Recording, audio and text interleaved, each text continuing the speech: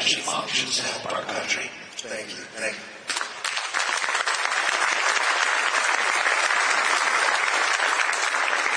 My next question, again, seems like all we deal with is crises. Comes from one of our board members, RFK Morgan, and it regards the mental health and drug crisis, particularly in our jails. It's estimated that 60% of the inmates in our jails are there because of some degree of mental illness, substance abuse. Many have drug problems. What are possible solutions that you have in addressing the mental health crisis in our country? This is one of the spearheads of my campaign. We have an epidemic now of mental health crisis, depression, suicide. Suicide's now the second largest cause of death among young people. Alcoholism addiction. We lost 107,000 American kids last year to fentanyl. I buried one of my close friends. I just did the eulogy on his funeral on Friday. He was a professional bodybuilder, weightlifter, award-winning, one of the top people in the country, and had extraordinary self-discipline, but nobody is impervious to this disease. And we have an entire generation of kids that's suffering from alienation and dispossession and the atomization that comes from many forces that most of us did not have to cope with when we were growing up. I have 7 kids, and I'm watching them negotiate the social media, the video games, the ease with which you can purchase drugs and all kinds of stuff on the internet, and the altered social norms that are driving us all apart, that are destroying any feeling of community. And that, is something that we need to restore in this country, that sense that we belong in a community, that we belong somewhere, and that our lives are worthwhile. And this is going to get worse and worse as AI begins replacing many of our jobs. And the difficulty that people are going to have when their lives become purposeless. Work does not just give you money, it gives you a sense of self, and it gives you a sense of belonging to your community and a sense of importance. And we're going to watch over the next 4 or 5 years many of our jobs disappear. And what that's going to do to us, I think, is going to really amplify these issues. I think we need people in public office who are thinking of that, who are planning for it. One of the things that I'm going to do, which is kind of going to be my moonshot program, my uncle has a moonshot program with the Peace Corps program, my program is going to be to put healing farms in rural areas all over the country. Right now, we have, marijuana is legal in many states, effectively legal in most states.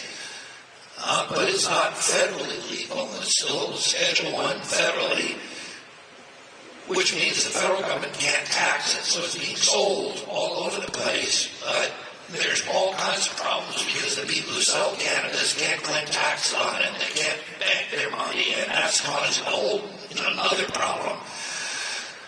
But we're missing out on a lot of tax revenue. And I'm going to deschedule it from Schedule I federally so that we can start collecting taxes on it. That'll give us $8.5 billion in revenue.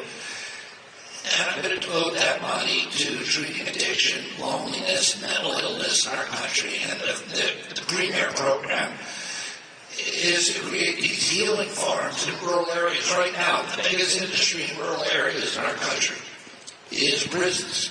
And I'm going to give those prisons a competition, which is these healing farms where people can go and where they'll grow their own food, organic food, and good high-quality food. And part of the mental illness problem is also associated with processed foods. That's very well documented. And where there's not going to be any screens, there's not going to be any TVs or computer screens or cell phones, and people will basically get reparented, be forced to talk to each other and react to each other. And this will be available for free, paid for by the marijuana tax, and it will be available to people who illegal drugs, but also on SSRIs and benzos and Adderall and want to get off of it. The model for this program is a program they have in Italy called San Patrinanos. I had a family member who went there and had a life that's transformed. There's 2,000 kids on that farm. They have a 10,000-acre vineyard. They have dog kennels to teach people that. They teach the trades.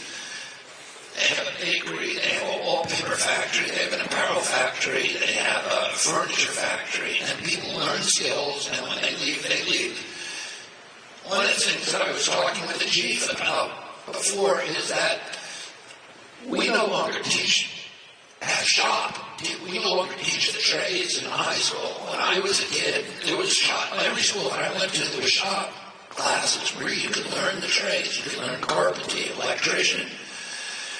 Today, they don't teach that anymore. And the federal government won't pay for you to go to college. We'll give you a loan to go to a 4-year college, but not to a trade school. And I'm going to change that because the trade schools are what we really need to begin training our kids in. You know, the AI is going to take all our jobs. But the last job it's going to take, Elon Musk said first it's going to take our job, then it's going to kill us. The jobs we originally thought it was going to go after blue-collar jobs. Drivers, which are going to get hurt. About 40% of the jobs in this country involve driving. But now we've realized that it's actually going after white-collar jobs. It's going after creative jobs. It's going after artists. It's going after accountants. It's going after many kinds of attorneys. My wife is an actress, and she just got off a strike. The main issue in that strike is the use of images by AI to de-employ actors. So all of those jobs are targeted. The one job, the last job that people are going to lose are the trades. If you get a toilet that overflows in the middle of the night, you're still going to need a plumber to climb up your staircase. You're going to need electricians to crawl in your crawl space. You're going to need HVAC engineers. These are the last jobs that are secure. And those are the jobs that will teach people on these healing farms. And when you leave, you'll be reparented. You'll learn to do basic skills like be reliable, show up on time, talk to people, be honest, be responsible, be respectful of authority, and you'll be ready to participate in society and community again. There are already dozens of communities in this country, and I just made a film about them that are already based upon the San Patrinato model, are doing in Salt Lake City. There's one called The Other Side that is downtown. It has 5 city blocks, and it has 300 convicts and drug addicts who live there, and they now have an employer list of the biggest corporation. They run the biggest storage unit company in the state of Utah, the biggest trucking company in Utah. They have a second-hand store that's the size of Walmart that they run, and construction firm that they run. And they teach skills to the people who live there. They are self-sufficient. And the people who come out of there come out new human beings, oriented towards community, responsible, and there's a battle for employers all over the state to employ them. So that's one of the things that I'm going to do. You know, our prisons are filled. I think 50 to 60% of the people in prison are there for drug offenses, for non-violent drug offenses. And those people should not be subject to punishment. They should be subject to treatment. And people who commit violent crimes should be in jail, and they should be in jail for all the reasons that we want. But we're writing off a lot of human capital in this country by treating drug addicts as criminals.